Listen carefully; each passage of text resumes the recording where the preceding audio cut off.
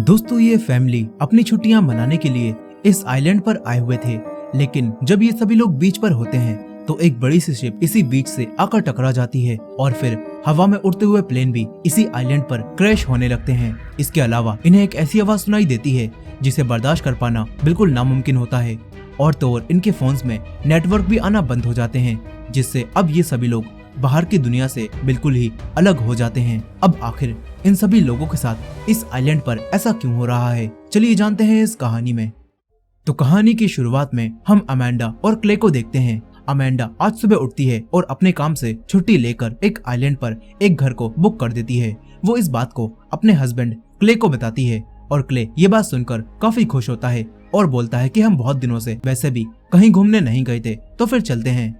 इसके बाद हम आर्ची और रोज को देखते हैं जो कि अमेंडा और क्ले के बच्चे हैं। अब ये सभी लोग अपनी कार में बैठकर उसी आइलैंड पर जाने के लिए निकल जाते हैं।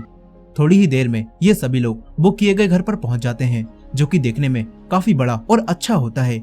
उसे देखकर अमेंडा और सभी लोग बहुत खुश होते हैं। लेकिन जब क्ले एक अलमारी से ड्रिंक निकालने की कोशिश करता है तो अलमारी लॉक होती है।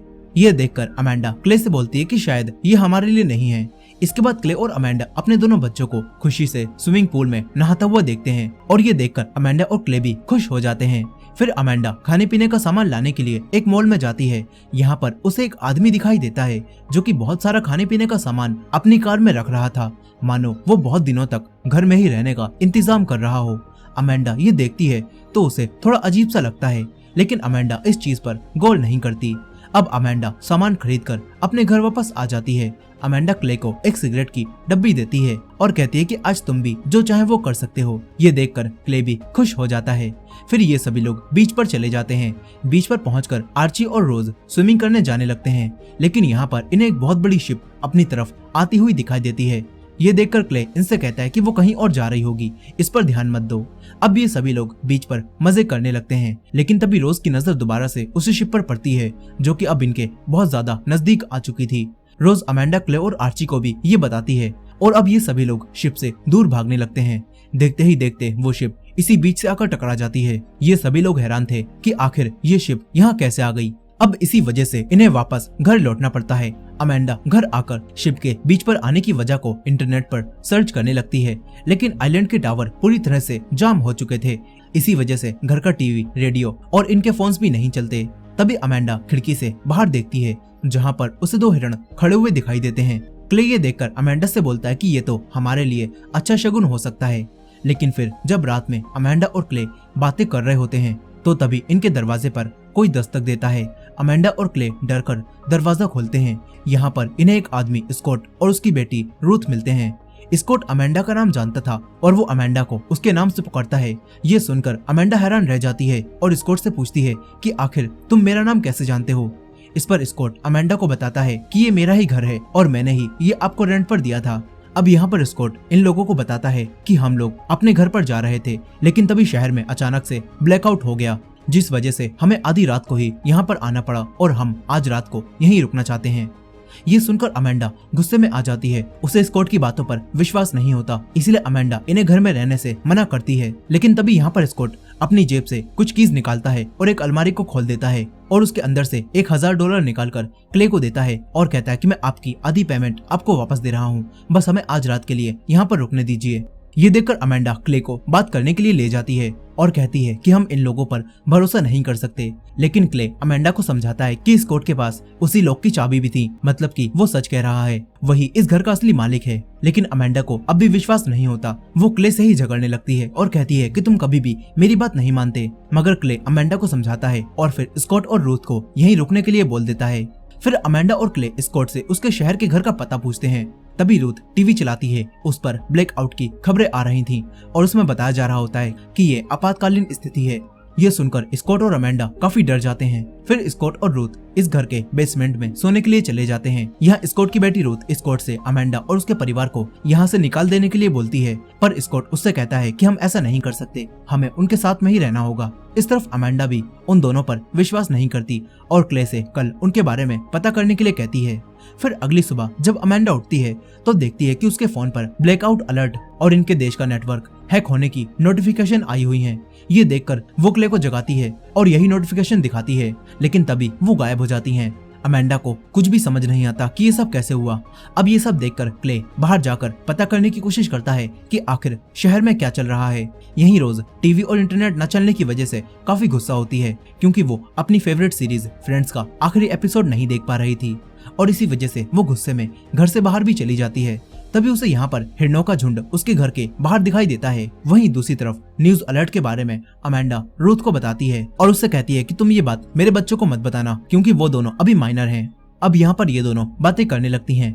तभी यहाँ पर स्कॉट आता है और बोलता है कि मैं अपने दोस्त के घर पर ये पता करने जा रहा हूँ कि आखिर शहर में क्या चल रहा है। लेकिन यहाँ रूथ उसे भी न्यूज अलर्ट के बारे में बताती है, जो कि अमेंडा के फोन पर आई थी।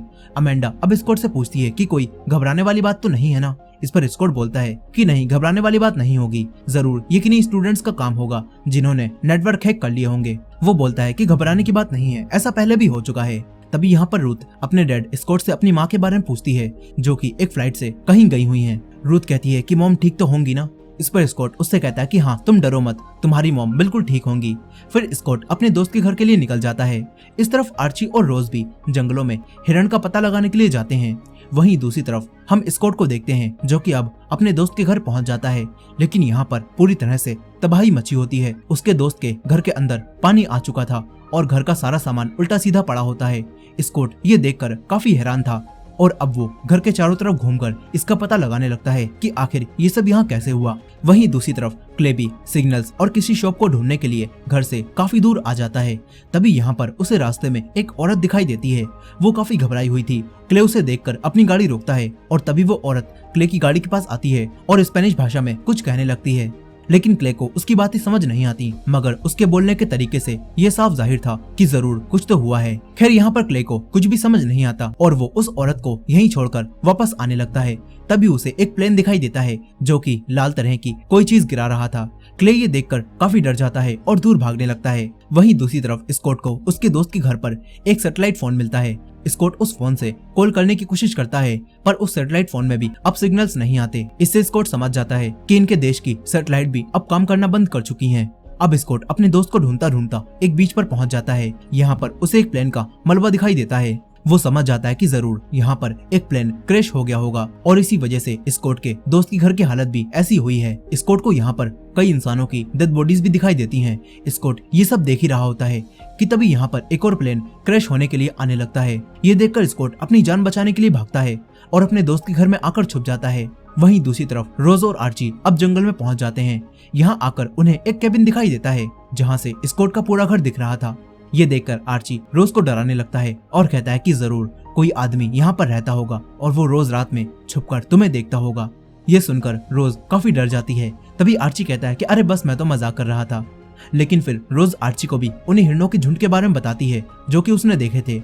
आर्ची ये सुनकर उससे कहता है कि तुम्हें ये बात मॉम और डैड को बतानी चाहिए। फिर ये दोनों यहाँ से वापस जाने लगते हैं। तभी रोज को एक और घर दिखाई देता है और वो आर्ची से वहाँ चलने के लिए बोलती है, पर आर्ची उसे मना कर देता है और घर वापस आने लगता है। लेकिन तभी उसके पैर पर एक कीड़ा काट लेता है।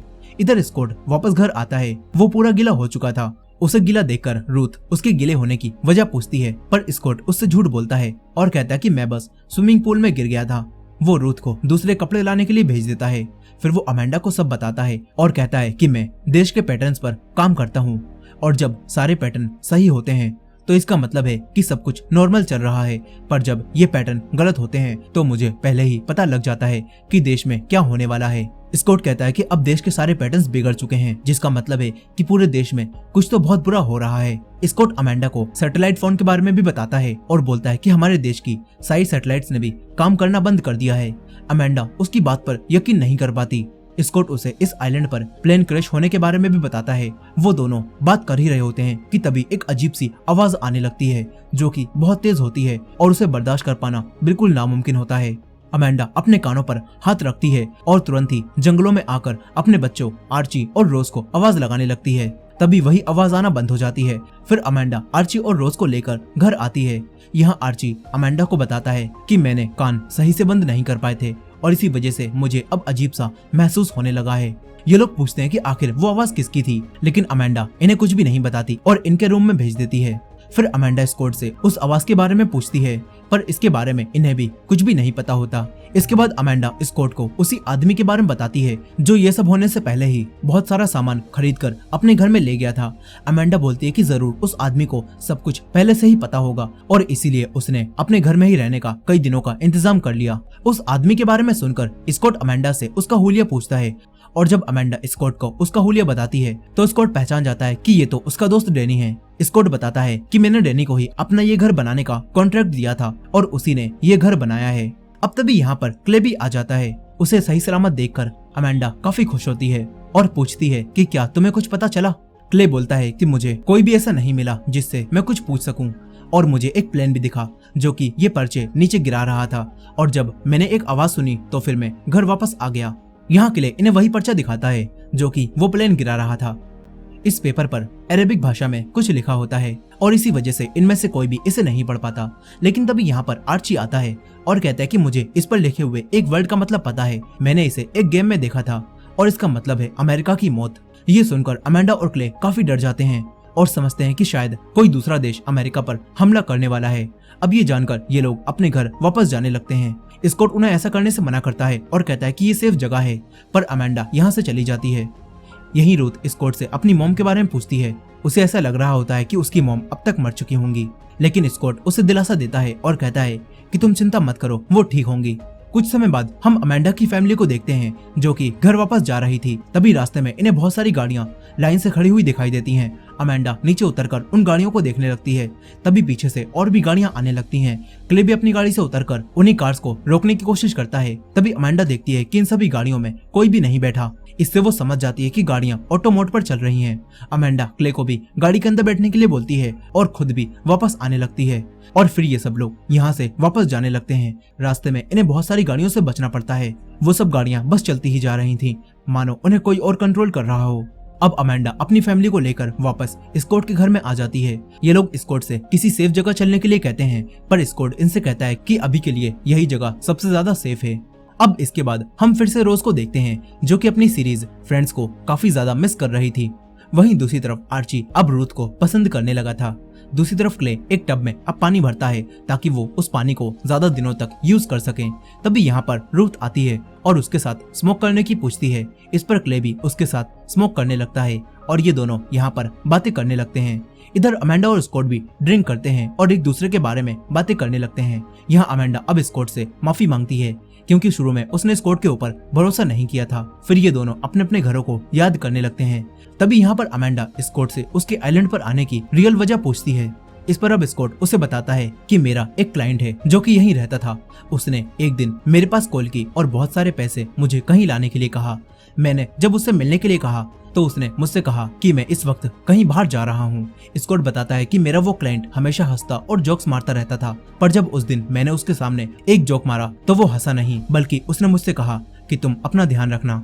इससे अब मुझे पता चल गया कि जरूर कोई मुसीबत आने वाली है और इसी वजह से वो शहर छोड़कर जा रहा है। स्कॉट कहता है कि मैं सब कुछ समझ गया कि कुछ तो होने वाला है, इसी वजह से मैंने रूथ को ये सब नहीं बताया और मैं उसे लेकर आधी रात में ही यहाँ पर आ गया। यहीं दूसरी तरफ क्ले और रूथ भी बात कर रहे थे। यहाँ अब क्ले रूथ को बताता है कि आज जब मैं बाहर गया हुआ था तो तब मैं रास्ता भटक गया था और फिर मुझे एक औरत मिली थी जो कि बहुत मजबूर लग रही थी, शायद उसे मदद की जरूरत थी। क्ले रूथ को उसी शिप के बारे में भी बताता है जो कि बीच से आकर टकरा गई थी। क्ले बताता है कि वो एक ऑयल शिप थी। क्ले कहता है कि अगर हम पर सच में कोई देश हमला करने वाला है तो हमें उस ऑयल शिप की जरूरत पड़ सकती है। अब तभी यहाँ पर इन्हें पानी की आवाज आती है। रूथ और क्ले स्विमिंग पूल में जाकर देखते हैं तो यहाँ पूल के अंदर बहुत सारी बर्ड्स होती हैं, लेकिन हैरानी वाली बात तो ये थी कि ये बर्ड्स इस सीजन में यहाँ पर नहीं आती। वहीं दूसरी तरफ अमेंडा और स्कॉट भी अब दोस्त बन चुके थे और वो लोग एक साथ डांस करने लगते हैं। तभी स्कॉट अमेंडा को अपनी बीवी के बारे में बताता है और कहता है कि मैं उसे बहुत मिस कर रहा हूँ। ये सब लोग बात कर ही रहे होते हैं कि दोबारा से वैसी ही आवाज आने लगती है जिसे बर्दाश्त कर पाना बिल्कुल नामुमकिन होता है और इससे अब ये सभी लोग बहुत ज्यादा डर जाते हैं। फिर इसके बाद रोज अपनी माँ अमेंडा को एक शो की कहानी सुनाती है जिसमें एक आदमी बार बार साइंस मिलने पर भी मुसीबत से भागने का रास्ता नहीं ढूंढता और इसी वजह से वो मारा जाता है। ये सब सुनकर अमेंडा सोच में पड़ जाती है कि आखिर रोज क्या कहना चाहती है। वहीं दूसरी तरफ रूथ भी अपने पिता को अपने पास सोने के लिए बोलती है और बताती है कि आर्ची आजकल मेरी फोटो लेता रहता है, मुझे ये लोग ठीक नहीं लगते।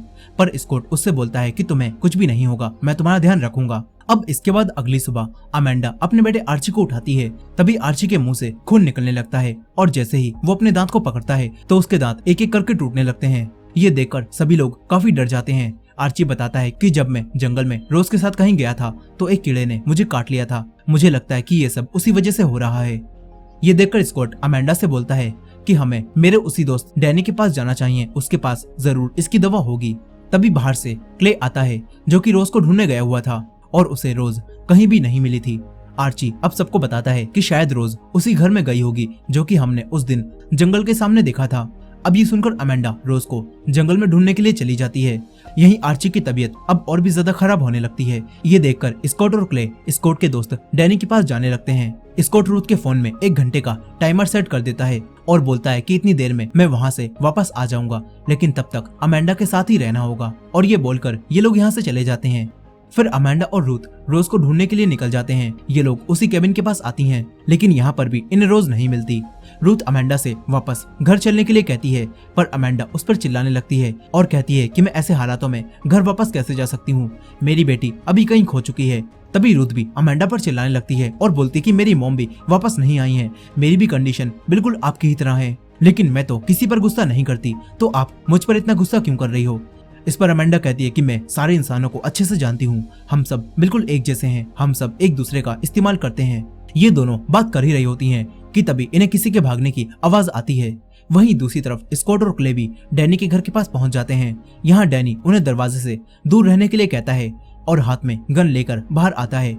वो स्कॉट से यहाँ आने की वजह पूछता है। इस पर क्ले उसे बताता है कि मेरे बेटे के दांत अचानक से गिरने लगे हैं। ये सुनकर डैनी बोलता है कि ये सब उस आवाज की वजह से हुआ होगा। वो बताता है कि ऐसी ही आवाज से थोड़े दिनों पहले किसी और देश में भी कई लोगों के दांत गिरने लगे थे। अब यहाँ स्कॉट डैनी से कहता है कि तुम्हारे पास जरूर कुछ तो होगा जिससे ये बीमारी ठीक हो सके, पर डैनी उसे कुछ भी देने से मना कर देता है। यहाँ क्ले कहता है कि मैं तुम्हें पैसे देने के लिए भी तैयार हूँ, पर तुम हमें दवाई दे दो। लेकिन डैनी तब भी इनकी बात नहीं मानता और इन्हें यहाँ से चले जाने के लिए कहता है। डैनी इनके ऊपर गन पॉइंट कर लेता है। तभी स्कॉट भी ये देखकर अपने पास से एक गन निकालता है जो कि अब तक उसने छुपा रखी थी और स्कॉट उस गन को डैनी के ऊपर पॉइंट कर लेता है। ये देखकर क्ले दोनों को शांत कराने लगता है। क्ले डैनी को $1000 भी देता है और उसके आगे हाथ पैर जोड़कर रिक्वेस्ट करने लगता है और रोने लगता है। ये देखकर डैनी उस पर तरस खाता है और उसे दवाइयाँ दे देता है। वहीं दूसरी तरफ अमेंडा और रूथ भी रोज को ढूंढ रही होती हैं और तभी रूथ को बहुत सारी हिरणों का एक झुंड घेर लेता है। लेकिन तभी यहाँ पर अमेंडा आती है और वो हिरणों के सामने आकर जोर जोर से चिल्लाने लगती है। ये देखकर रूथ भी चिल्लाने लगती है, जिससे वो सारे हिरण डरकर यहाँ से भाग जाती हैं। इस तरफ डैनी अब स्कॉट को बताता है कि मुझे लगता है कि शायद इस सब के पीछे जरूर कोरिया या फिर चाइना का हाथ होगा। तभी क्ले इन्हें वही पर्चा दिखाता है जो कि वो एरोप्लेन गिरा रहा था। ये देखकर डैनी बोलता है कि ये सब बस हमें भटकाने के लिए है, ताकि हम लोग इराक पर शक करें और असली दुश्मनों पर कोई भी ध्यान ना दे। वहीं अमेंडा को साइकिल के निशान दिखते हैं जो कि रोज चला रही थी और फिर उसे वही घर भी दिखाई दे जाता है जिसके बारे में आर्ची ने बताया था। यही रूथ अमेंडा को अब वापस घर चलने के लिए बोलती है, पर अमेंडा कहती है कि मैं रोज के बिना कहीं भी नहीं जाऊंगी। इधर हम देखते हैं कि अब स्कॉट भी क्ले को बताता है कि मुझे लगता है कि इस सब के पीछे जो भी देश है वो एक स्ट्रेटेजी इस्तेमाल कर रहा है जिससे कि वो 3 चालों में किसी भी देश की सरकार आसानी से गिरा सकता है। स्कॉट बताता है कि पहली चाल में वो लोग नेटवर्क और ट्रांसपोर्ट को बंद कर देते हैं और दूसरी चाल में वो गलत जानकारियां देते हैं जिससे उन्हें कोई भी न ढूंढ पाए और तीसरी चाल में गृह युद्ध होना शुरू हो जाता है। स्कॉट बोलता है कि हमें इसे रोकना होगा, जो कि अब तक इनके साथ हो रहा है। अब यहाँ पर फिर से हम अमेंडा और रूथ को देखते हैं। वो लोग जंगल से शहर की तरफ देखती हैं जहाँ पर बहुत सारी बमबारी हो रही होती है, जिससे ये लोग समझ जाती हैं कि वॉर स्टार्ट हो चुकी है और इसी वजह से जो भी इनके साथ हो रहा था वो सब वॉर की वजह से ही हो रहा है। अब इसके बाद हम फिर से रोज को देखते हैं जो कि उसी घर में होती है जिसे उसने देखा था और यहाँ पर उसे एक सीक्रेट जगह मिलती है जो कि ऐसे ही वक्त के लिए बनाई गई थी। यहाँ पर लंबे समय तक रहने के लिए काफी सारा सामान होता है और यहाँ पर रोज को अपने फेवरेट शो का आखिरी एपिसोड भी मिल जाता है। रोज उस एपिसोड को देखने लगती है और इसी एंडिंग के साथ ये कहानी यहीं पर खत्म हो जाती है। दोस्तों ये थी इस मूवी की फुल स्टोरी। आई होप कि आपको ये स्टोरी पसंद आई होगी।